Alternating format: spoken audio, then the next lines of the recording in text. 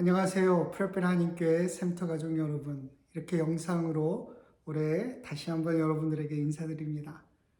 우리가 오늘 샘터 모임으로 함께 모였는데요.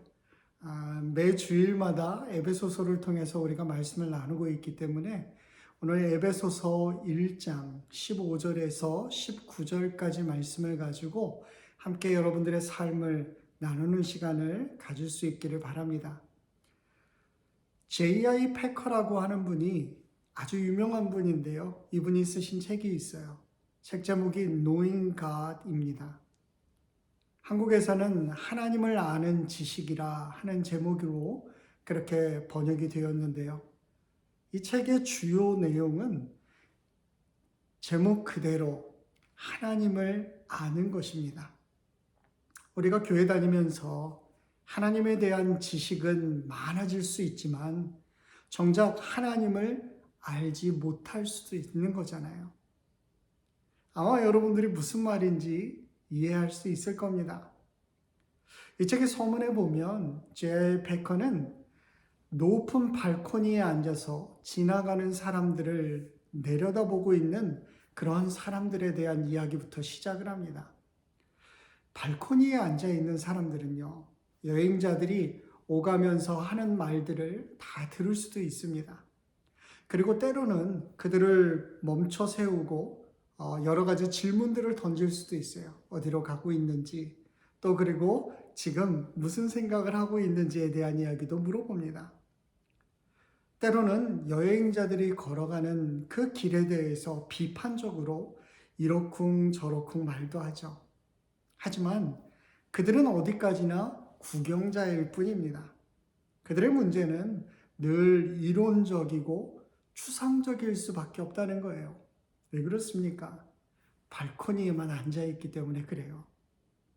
그런데 이거와 대조적으로 움직이고 있는 여행자들은 나름대로 이론적인 것도 있지만 본질적으로는 내가 어떤 길로 갈 것인지, 그리고 또 어떻게 갈 것인지에 대한 실제적인 문제들에 대해서 단순한 이해뿐 아니라 결단과 행동을 요구하는 그런 문제들에 직면하게 됩니다. 여러분들은 발코니에만 앉아 있는 사람들이 되고 싶으세요? 아니면 발코니를 박차고 나와서 여행자들처럼 그 길을 함께 걸어보고 싶으세요? 그럼 하나님을 안다라고 하는 것은 우리의 삶과는 아무런 관련 없는 그냥 이론적이고 추상적인 것만이 아니라 실제적으로 그리고 구체적으로 저와 여러분들의 삶에 직접적으로 영향을 끼치고 결단과 행동도 요구하는 그런 가장 중요한 문제라고 하는 것을 우리가 생각해 보게 됩니다. 하나님께서 만약 우리의 삶에 그 어떤 영향도 미치고 있지 않다면 그 사람이요, 교회를 아무리 오래 다녀도 여러분 그것은 아무런 상관이 없습니다. 죄송하지만 그 사람은 여전히 하나님을 모르는 사람이에요. 혹 안다고 해도 모르는 것과 전혀 다를 바 없는 그러한 상태라고 하는 거죠. 하나님이 내 삶에 매우 작은 부분만 영향을 주고 있다. 만약 그렇다면 그 사람은요, 그 정도만큼만 하나님을 알고 있는 거예요. 여러분 그렇잖아요. 우리가 살면서 사실 하나님 몰라도 됩니다. 예수 그리스도를 믿지 않아도 얼마든지 세상 가운데 살아갈 수 있어요. 오히려 일반 사람들이 볼 때 하나님 모르는 사람이 세상적으로 더 잘 나가는 삶 살 수도 있는 겁니다. 그런데 사도 바울은 이 에베소서 1장을 시작하면서 성도들을 위해 우선적으로 하나님을 알게 되기를 소망하고 있다는 거예요. 그런데 하나님 알고 싶다고 해가지고 다 알아지는 것은 아닙니다. 하나님도 우리가 증명할 수 있거나 정말 100% 이해될 수 있는 그런 분이 아니세요. 어쩔 때는 한참을 생각해봐도 잘 몰라요. 그래서 하나님께서 우리에게 먼저 드러내 보이셨습니다. 그리고 친히 2000년 전에 이 땅에 인간의 몸으로 오셔서 우리에게 설명해 주신 거예요. 그분이 바로 예수님이시죠. 그것마저도 이제는 너무 오래됐어요. 그래서 지금은 지혜와 계시의 영, 바로 성령님께서 우리에게 오셔야지만 하나님을 아는 것이 가능해지게 된 거예요. 왜 이렇게 하나님은 자기 자신을 우리들에게 알려주고자 하시는 걸까요? 이는 우리들에게 영생을 주시기 위함이다. 성경은 말하고 있습니다. 죽음에서 이겨서 영원히 사는 것이 우리의 삶의 목표라는 거죠. 그런데 요한복음 17장 3절에서 예수님이 이렇게 말씀하세요. 영생이란 유일하신 참 하나님을 아는 것과 그 아들 예수 그리스도를 아는 것이다. 참 하나님과 예수 그리스도를 아는 것이다. 여러분, 우리가 하나님께 기도하라고 하면 여러분 어떤 기도합니까? 지금 당장 내 삶에서 필요한 거 가지고 기도하지 않겠습니까? 만약 우리에게 어떤 문제가 생기면 그 문제에 대한 기도가 먼저 튀어나오겠죠. 그러나 정말 우리에게 필요한 기도 제목이 있다면 여러분 오늘 꼭 기억해야 할 것은 하나님을 알게 되기를 소원하는 기도예요. 사도 바울은 하나님, 내가 하나님 알게 해주세요. 우리 성도들이 하나님 알게 해주세요. 지금 이 기도를 하고 있는 거예요. 하나님을 알아야지만 그 뜻을 이룰 수가 있고요. 하나님 마음을 알아야지만 하나님이 기뻐하시는 일을 우리가 할 수 있기 때문에 그렇습니다. 예수님의 정보를 우리의 머릿속에만 그냥 쌓아두고 있는 것과 내가 예수님을 안다라고 하는 것, 그 분명히 별개의 문제입니다. 하나님과 함께하는 그 시간, 여러분 그거 아까워하지 마시기 바랍니다. 오늘 여러분들이 이렇게 줌으로 함께 모이고 혹은 같이 공간 안에 함께 모여서 이 귀한 시간을 나누는 것, 여러분 그거 아까워하시면 안 된다는 거예요. 한 시간의 예배 시간도 아까워서 하나님 앞에 나오지 못하는 사람들이 어떻게 하나님 알 수 있겠어요?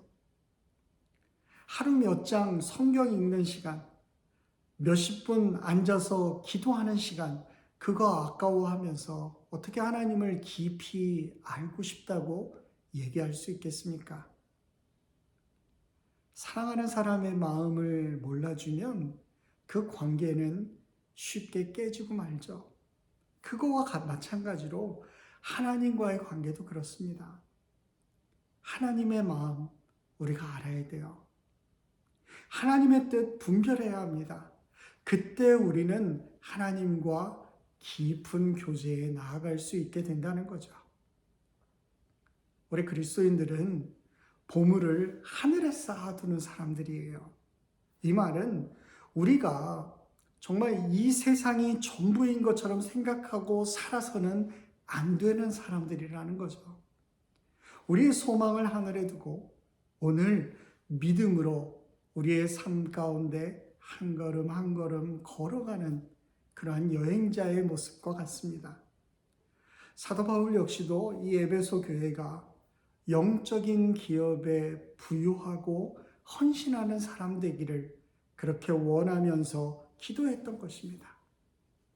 여러분, 하나님 안다는 것은 그의 능력을 경험하는 것입니다. 신앙은 말이 아니라 능력이기 때문에 그래요.